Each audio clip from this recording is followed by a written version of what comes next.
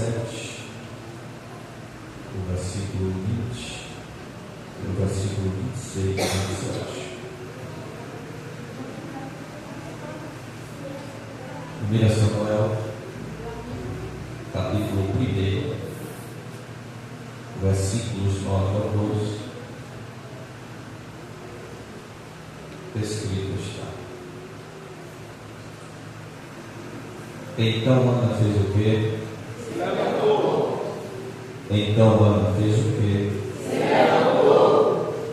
Depois que comeram e beberam em Siló, e Eli, o sacerdote, estava assentado numa cadeira, junto ao pilar do templo.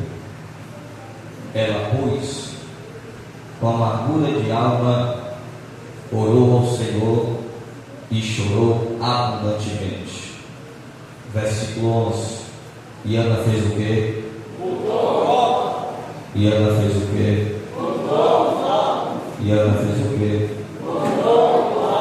Dizendo: Senhor dos exércitos, se benignamente atentares para a aflição da tua serva, e de mim te lembrares, e da tua serva te não esqueceres, mas a tua serva deres um filho varão, ao Senhor o darei todos os dias da sua vida, e sobre a sua cabeça não passará navalha.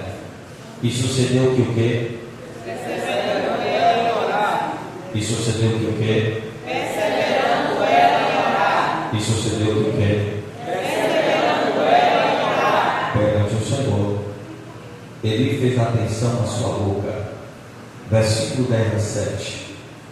Então respondeu-lhe e disse: Vai em paz, e o Deus de Israel te conceda o quê? A bênção de Deus.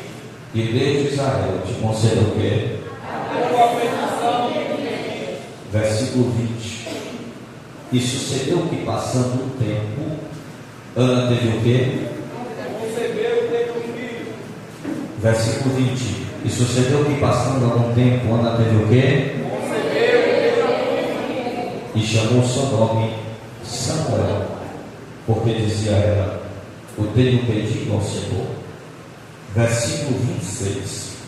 E disse ela: meu Senhor, viva a tua alma, meu Senhor.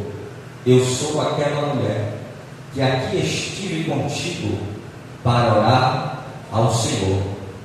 Porque por este menino Ana fazia o quê? Orava ele. E o Senhor fez o quê? Atendeu a minha petição. E o Senhor fez o quê para Ana? Atendeu a minha petição. Amém. Podeis assentar. Glória.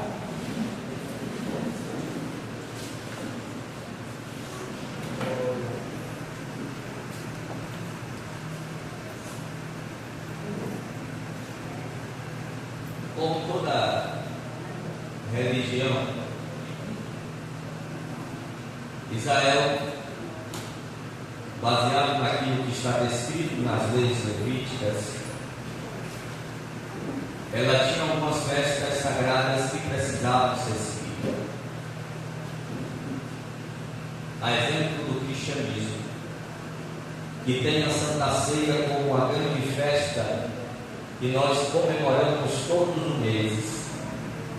Nos reunimos com o objetivo de celebrarmos a morte e vida de Cristo pela sua igreja.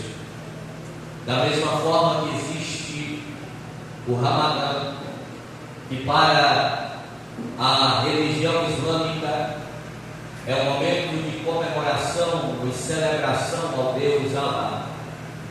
Israel é uma nação composta por inúmeras festas e cada uma tinha um objetivo para ser celebrada. A festa que nós gostamos de falar, de Atos capítulo 2, ela fala sobre a chamada festa do Pentecoste. Festa esta que era comemorada 50 dias após a Páscoa e era a festa de comemoração da colheita e gratidão a Deus por tudo quanto Deus havia feito a nação prosperar no âmbito das suas plantações, no tangente à sua agricultura. A festa da Páscoa, que é estabelecida ainda no Êxodo, que simboliza a libertação do povo, é a festa que o povo lembrava-se do dia em que Deus havia os tirado da terra da escravidão. Festa esta que era celebrada através da morte do cordeiro, a imolação do seu sangue, e o povo comia a carne e celebrava a libertação da escravidão de Israel. Israel, depois que chegou à terra de Canaã, a terra prometida, eles também começaram a celebrar a chamada festa das tendas. Festa esta que era lembrada porque o povo, enquanto esteve saindo do deserto do Egito até a terra prometida, eles andaram como se fossem nômades, armavam uma tenda, recolhiam a tenda e continuavam a caminhada até a terra prometida. E, consequentemente, eles criaram a festa dos tabernáculos para lembrar do tempo em que andavam peregrinos sobre o deserto em direção à terra prometida. Existe também uma festa muito famosa em Israel, que é a principal de todas, chamada Festa do Yom, que é a festa do sacrifício. Festa esta em que anualmente o sumo sacerdote vestia-se após um processo de purificação, vestia as escolas sacerdotais, preparava-se um processo de purificação, entrava ao Santo dos Santos sobre a Arca da Aliança e no propiciatório. Eles ofereciam sacrifício por todo o povo em expiação para perdão do pecado da nação.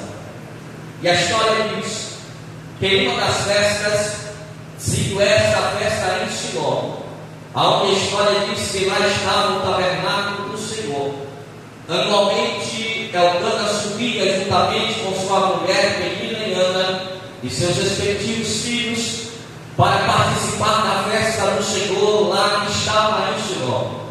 Na época, a Bíblia diz que o sumo sacerdote era Eli, assessorado pelos seus filhos Ofni e Finéias. Era uma festa muito comum, muito natural, como se fosse o culto da nossa liturgia. Terça-feira, culto de doutrina, quinta, culto de departamento, domingo, culto público e domingo pela manhã, escola bíblica dominical. Era um dia que estava na programação de todo judeu. Estariam a Siló para celebrar a festa do Senhor, oferecendo-lhe sacrifício em unidade com toda a família. E a Bíblia diz que após pegar o animal de acordo com a sua realidade financeira, se fosse muito pobre, daria uma rolinha, se fosse classe média, daria um cordeiro, se fosse muito rico, daria um boi, oferecendo e deixando na mão do sacerdote em oferecimento a sacrifício pela família. A história diz que após o sacerdote oferecer sacrifício, o que restava era dividido entre todos os familiares que faziam parte daquela casa. E o texto bíblico diz que Elcana tinha duas mulheres, uma chamava-se Penina e outra chamava-se Ana. Após a oferta do sacrifício e sobrar a comida, o texto diz que Elcana pega a melhor parte e dava a Ana porque amava. Já visto que a única que havia lhe dado filhos havia sido Penina. E esta era uma festa anual que estava dentro do calendário daquela família subir a Siló para participar da festa do tabernáculo. É como se a gente se preparasse na terça-feira para ir mais um culto. É um culto que Ana e juntamente com Elcana e Penina estava adaptado, habituado a participar. Era um culto em que eles tomavam banho, vestiam as suas roupas, arrumavam os cabelos, se tivesse pranchinha passava, se tivesse escova passava, se tivesse alisante passava, engraxava o sapato, passava ferro na roupa e ia para o culto em Siló. Era um culto como outro qualquer. A Bíblia diz que havia um porém.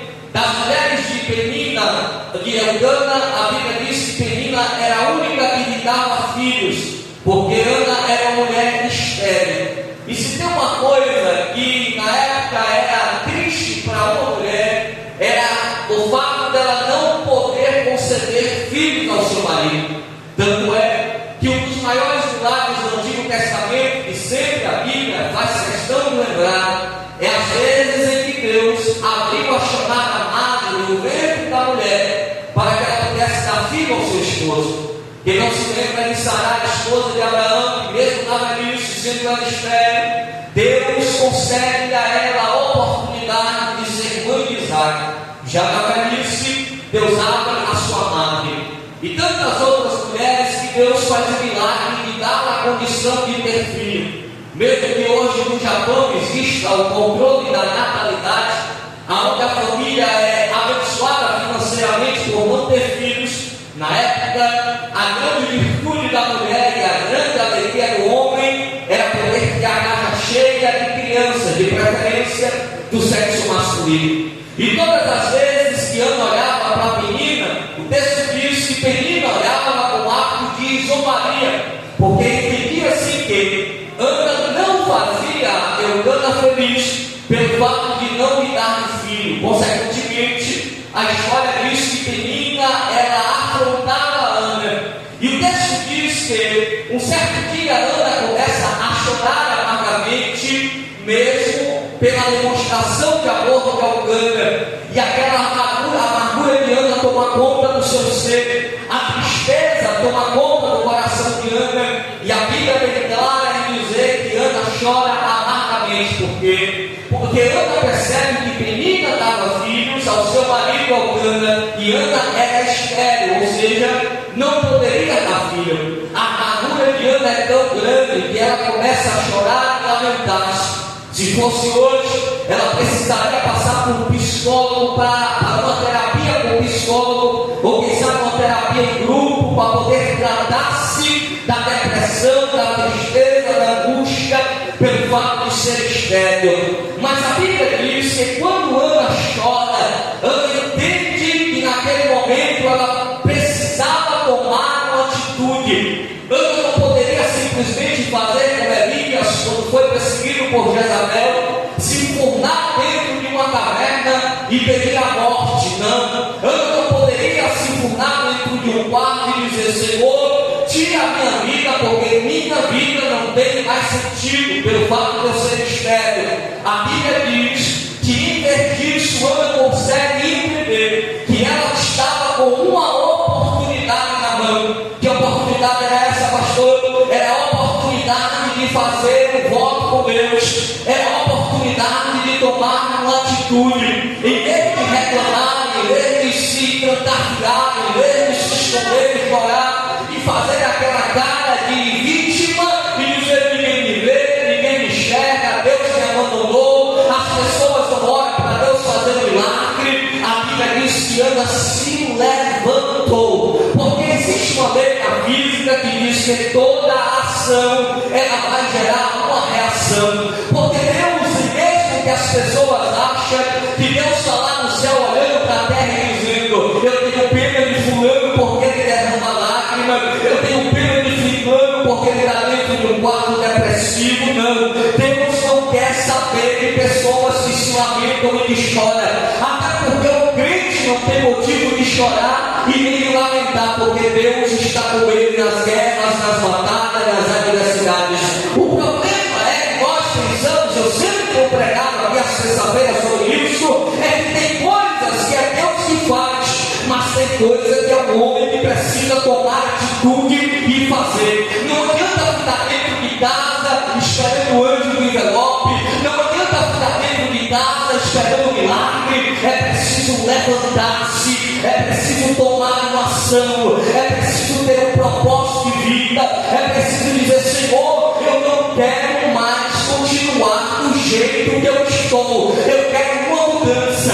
Mas não adianta somente olhar para o céu, dobrar os joelhos e dizer: Senhor, eu quero uma mudança de vida, eu quero uma mudança de realidade. É preciso ter uma atitude. Quando nós nos dispusemos e dizemos: Deus, eu vou vencer, eu vou para o campo de batalha, Deus olha no céu alegre e diz: agora chegou a hora de eu agir. É por isso que eu me lembro da parábola de Jesus sobre uma mulher que precisava ter uma causa a ser julgada. Entretanto, a Bíblia diz nos evangelhos que o juiz que ia julgar a causa daquela mulher era um juiz iníquo, que pouco estava preocupado com a causa dela,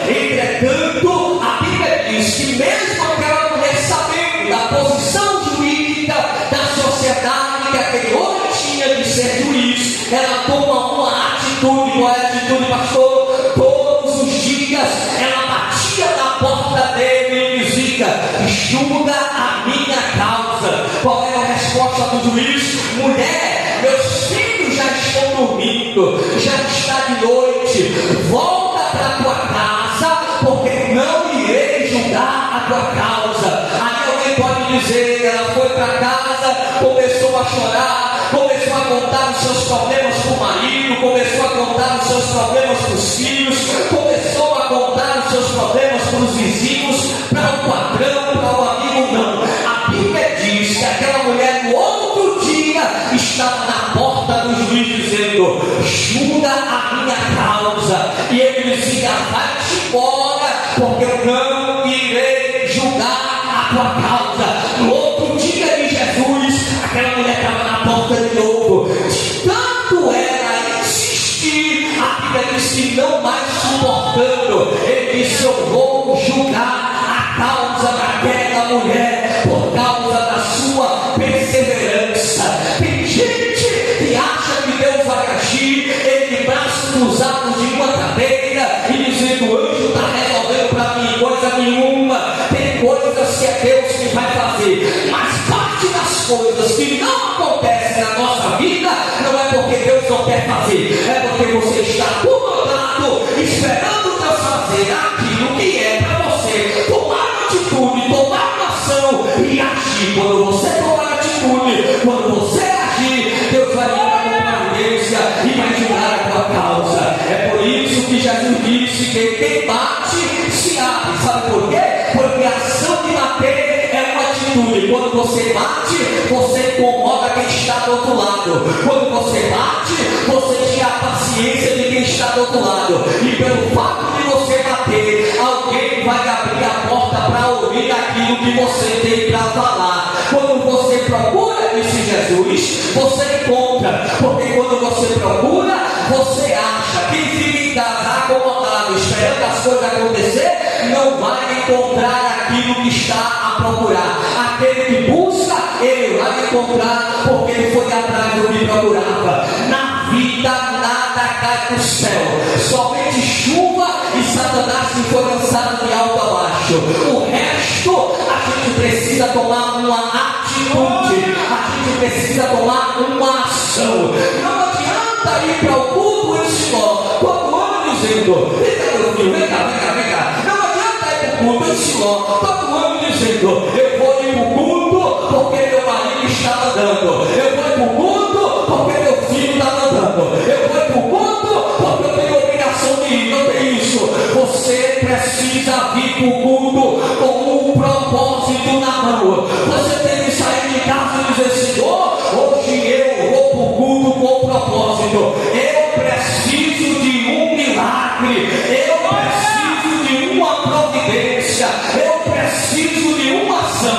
Todo ano Ana ia para o culto em Siló, mas todo ano ela ia porque estava no calendário e porque obedecia a Elcana. Mas naquele ano ela disse: vai ser diferente esse culto. Eu vou para Siló, mas só saio lá com o meu milagre. Eu vou para Siló, mas só saio de lá com o vento cheio. Eu vou para Siló, mas só saio de lá com a minha bênção. Eu vou para Siló, mas vou fazer igual Jacó. Eu só te largo quando você pegar a minha bênção. Quando o Senhor libera a minha bênção, aí eu te solto, aí eu te largo, aí eu deixo você ir. Deus estava dizendo: olha, não adianta somente ir para o culto, não adianta somente vestir a melhor roupa, é preciso ter um propósito. Tem gente que vai para o culto, é visível quando a gente está pregando, o quanto a pessoa está aérea, é visível quando a gente está pregando, o quanto a pessoa está em outro planeta. Sabe por quê? Ele não veio para o culto com propósito. Quando você chega no culto, seja ele de terça, seja ele de quinta, de criança, de ação social, de adolescente, de jovem, seja ele de senhores e senhoras, quando você vem para o culto com propósito, Deus está pronto a ouvir o teu propósito e atender a tua petição. Mas não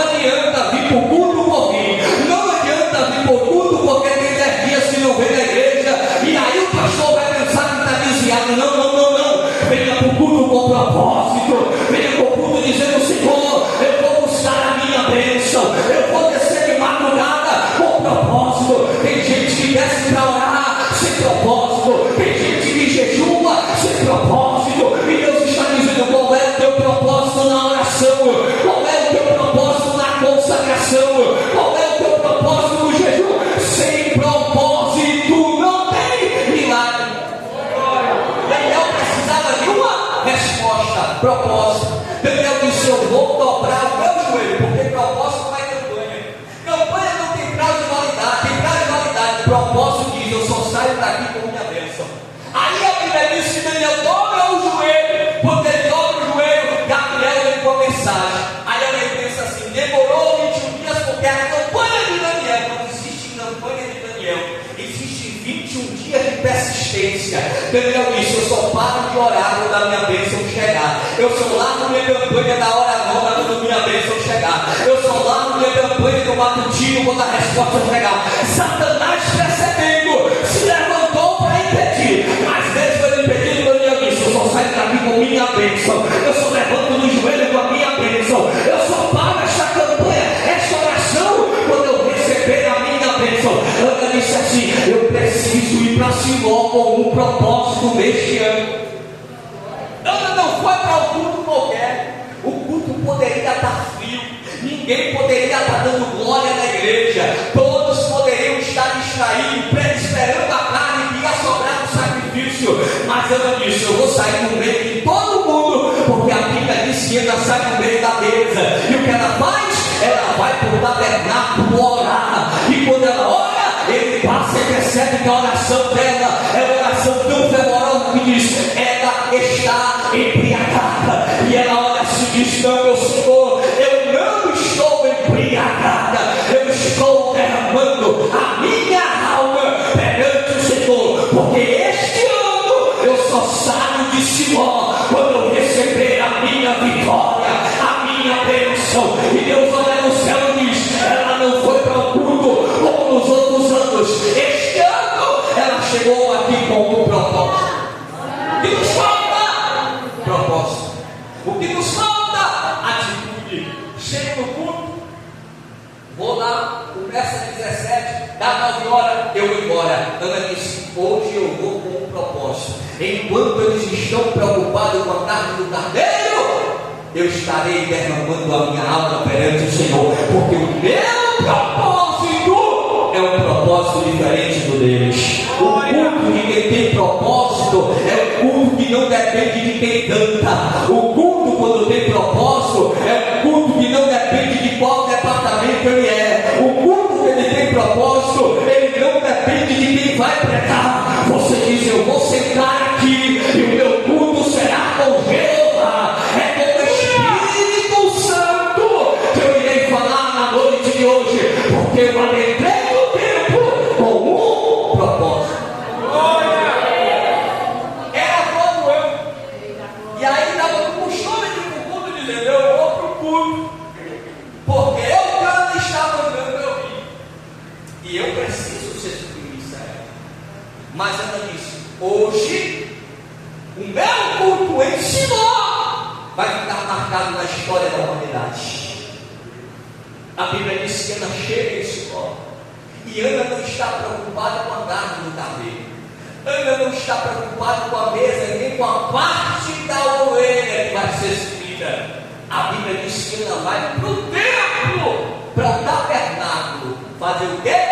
Cumprir o seu propósito. Porque quando nós temos propósito, nós não ficamos quietos até alcançarmos o propósito. Mas quando vimos para o culto por mim, nós dizemos: acaba logo, dá logo 9 horas, dá logo a bênção apostólica, eu quero ir para casa, assistir o meu jornal, eu terminar de assistir a minha novela. Mas quem vem com um propósito está dizendo: Jeová não termina o culto antes de me dar a minha bênção. Jeová não termina o culto antes de eu receber a minha vitória. Jeová não termina o culto antes de eu sair daqui abençoado. Porque você está no culto dizendo: a pregação não está boa, mas eu vim com um propósito. O louvor está desafinado, mas eu vim com um propósito. O culto está frio, mas eu vim com um propósito. E só saio daqui quando eu receber a minha bênção. Propósito é algo sobrenatural. Alguém olha para você e diz assim: rapaz, fulano está falando em línguas estranhas. Por quê?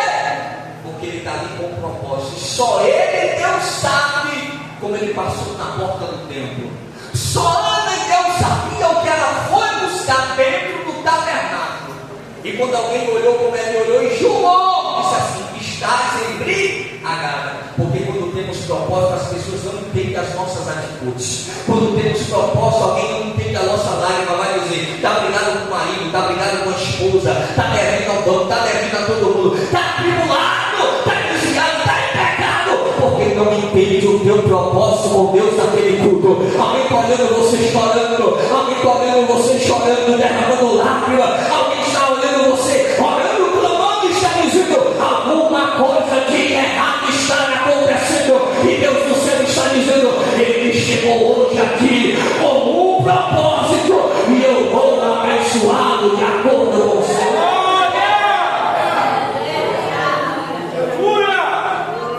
A Bíblia diz que quando ele ouviu, ele disse assim: que Deus conceda a tua petição. Porque se tem uma coisa que Deus gosta é de desafio. Quando nós desafiamos a Deus em um propósito, Deus diz assim: é hora de eu entrar com providência. Quando nós oramos a Deus, dizemos: eu preciso sair daqui abençoado. Deus mostra o seu poder. Para quê? Para que você tenha testemunho para contar lá na frente. Porque o que adianta servir a Deus se não tiver sinais? O que adianta servir a Deus se não tiver milagres? Como é que terão se não há quem pregue? Como pregarão se não for enviado? E como terão se não tiver sinais? Porque a Bíblia diz que os sinais seguirão aqueles que... Quando Ana chega com a criança, as pessoas diziam: não era ela estéril?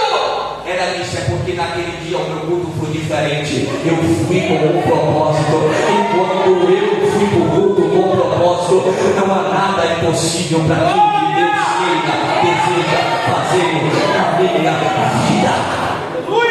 Quando Ana cantou, Ana percebeu, o propósito se cumpriu. Ela começou a deixar olhar. A Ana faz o culto de ação de graça, e ela começa a levantar no cântico, capítulo 2, versículo 2 ao versículo 9, de segunda e primeira semana diz: não há santo como é o Senhor, porque não há outro fora de ti, rocha nenhuma há como o nosso Deus.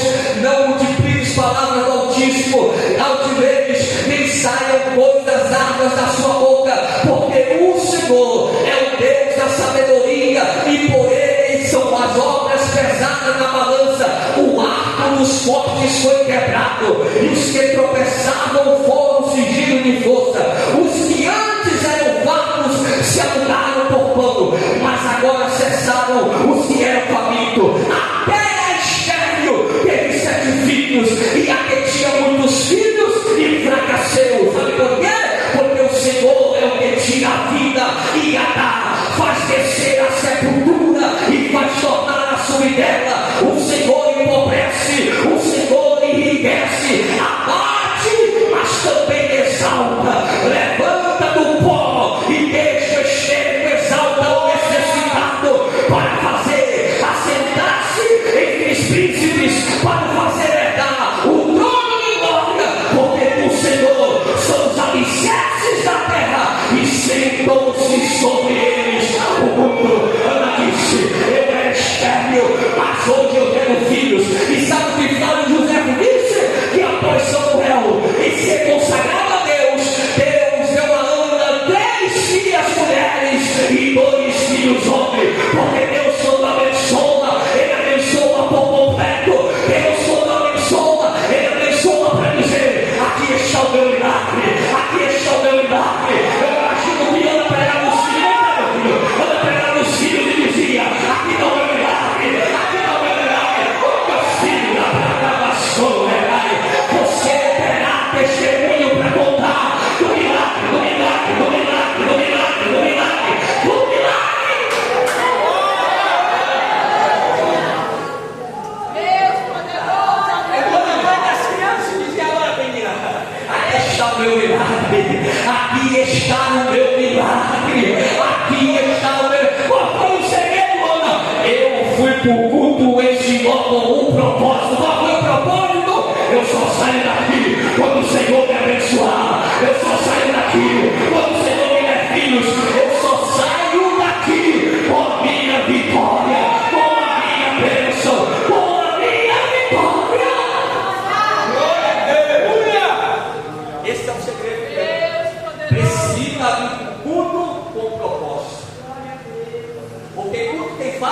somos nós. Culto quem faz é eu e você. O que precisa? De propósito. Se você tem propósito, Deus age. Se você pede, Deus dá. Se você busca, você encontra. Porque nós precisamos ter propósito. Nada será alcançado na vida se não houver propósito. A pessoa para crescer profissionalmente precisa de dedicação. A pessoa para crescer ministerialmente precisa de dedicação. A pessoa para desenvolver bons relacionamentos precisa de sacrifício e dedicação. Nada se alcança cruzado as pernas em cima de uma rede, tomando a maricoca e comendo a carajé. Se faz as coisas quando levantamos e dizendo: eu não vou ficar prostrado, eu vou correr atrás do meu milagre. Por isso que está escrito em Isaías: esforça-te e tem de bom ânimo, porque eu, o Senhor, te ajudarei. O milagre depende de Deus, mas a ação humana precisa ser feita.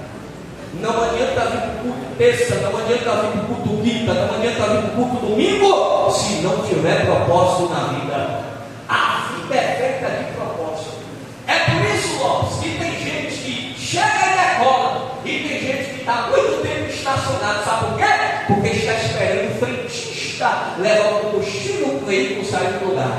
Aí tem que fazer igual nos Estados Unidos. Você tem que chegar lá na bomba, pegar a bomba, colocar no carro, para que o carro decole. Não adianta ficar prostrado dizendo: eu vou ficar aqui porque Deus vai fazer, eu vou ficar aqui porque Deus vai agir, eu vou ficar aqui porque o milagre vai acontecer. Deus está dizendo: levanta-se, anda, levanta-se, anda, levanta-se, anda, levanta-se, anda, levanta-se, anda.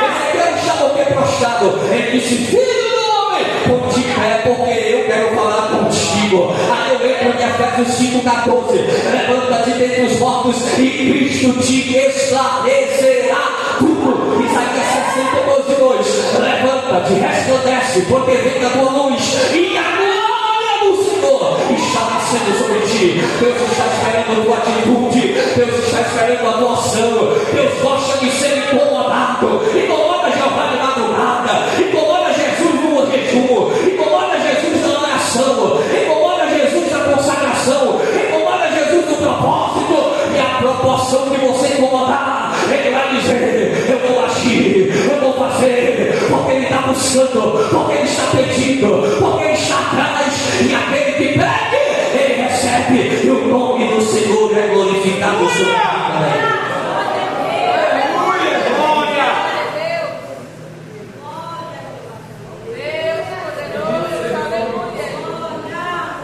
Meus queridos, a paz do Senhor.